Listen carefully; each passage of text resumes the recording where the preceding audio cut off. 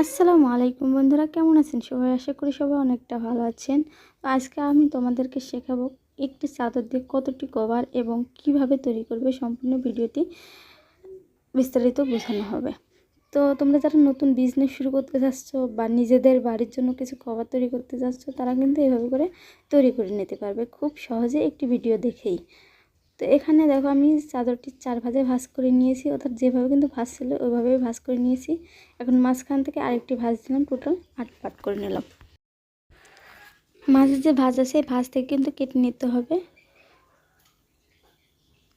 তো কেটে নেওয়ার পরে দেখো উপর পাটে 4 পাট এবং নিচের পাটের 4 পাট, অর্থাৎ এই 4 পাট আমি সরিয়ে রাখবো আর নিচের 4 পাটটা আলাদা সরিয়ে রাখবো। প্রথমে যে আমি উপরের 4 পাট এইটা কেটে নেবো। দেখো যে মুড়ো সেলাই করা আছে, এখান থেকে 29.5 ইঞ্চি দিয়ে মার্ক করে কেটে নেব। একটি চাদর দিয়ে 60টি বালিশের কভার তৈরি হয় মাঝামাঝি সাইজের।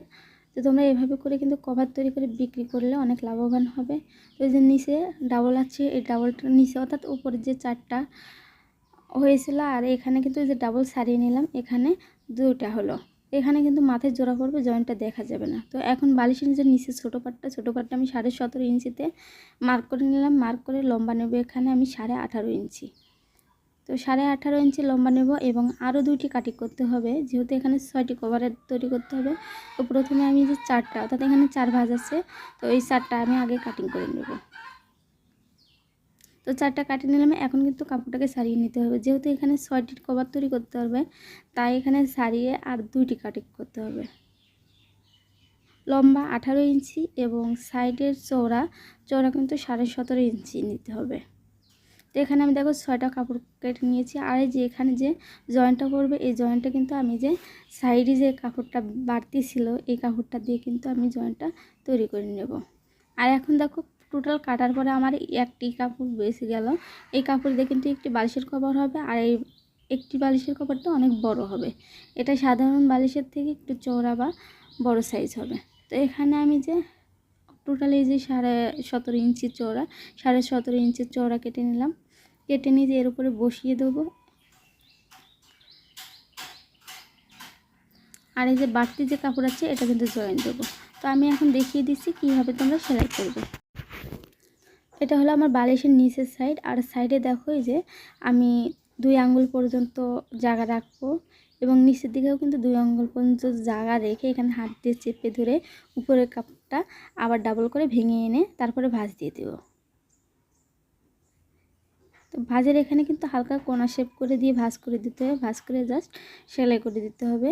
আর যে নিচের যে তলার কাপড় গোলাপি কালার কাপড়, এই কাপড়টি উপরে উঠিয়ে দিতে হবে, উঠিয়ে দিয়ে নিচে বরাবর সেলাই করে চলে যেতে হবে। তো এখন নিচেও কিন্তু সেমভাবে এই যে এভাবে করে ভেঙে ডাবল করে ভেঙে নিয়ে আসে, তারপরে একটু কোনা শেপ দিয়ে ভেঙে নিয়ে এর ভিতর সেলাই করতে হবে। আসলে এখানে বোঝানোর কিছু নাই, আপনারা ভিডিও দেখে একটু খেয়াল করে দেখুন আমি কিভাবে তৈরি করতেছি। আর বিস্তারিত সম্পর্কে জানতে আমাকে অবশ্যই কমেন্ট করবেন, আমি আরও ভালো করে বোঝানোর চেষ্টা করব ইনশাল্লাহ। তো এক সাইড এবং নিচে সেলাই করার পরে আবারও কিন্তু অপর সাইডেও সেমভাবে ভেঙে দিতে হবে, কিন্তু এক সাইডে কিন্তু যেহেতু চাদরের মুড়া ছিল এই কারণে কিন্তু ওখানে ভাঙা লাগে না, কিন্তু অপর সাইডে কিন্তু ভাঙা লাগবে, যার কারণে একটু বাড়তি ওটার থেকে একটা বাড়তি রাখতে হবে, রেখে দেন এভাবে করে ভেঙে সেলাই দিতে হবে। সেলাইটা আসলে হাতের ফিনিশিংয়ের মাধ্যমে হাত দিয়ে একটু চেপে ধরে সেলাই করবে এবং নিচের যে কাপড়টি এই কাপড়টি উপরের ভাঙা কাপড়ের উপর বসিয়ে দেবো। বসিয়ে আবারও সেমভাবে কোনা করে ভেঙে দিতে হবে, ভেঙে দিয়ে সেলাই করে ঘুরিয়ে আনতে হবে। আর এখানে কিন্তু কোনো ভাঙা লাগবে না, জাস্ট শুধু তোমরা 1.25 ইঞ্চি মতো কাপড় রেখে সেলাই করে চলে যাবে। এভাবে কিন্তু কভারটা তৈরি হয়ে যাবে, খুব সহজে কভার তৈরি করতে পারবে।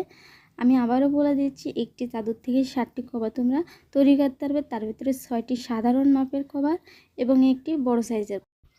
সবগুলো কভার কিন্তু আমি সেমভাবে সেলাই করে নিয়েছি। আর এটার ভাঁজ কীভাবে তোমরা দিবে, যে খোলা সাইড, এই খোলা সাইডটা দেন এভাবে করে রাখবে এবং আরেকটি কভার নিয়ে ভিতরে কিন্তু 2টাই খোলা সাইড থাকবে। তো এভাবে করে শার্ট করে নেবে, নিয়ে আরেকটি মাঝখানে ভাঁজ দিয়ে দিবে। ভাঁজ দেওয়ার পরে মাঝখান থেকে আরেকটি ভাঁজ।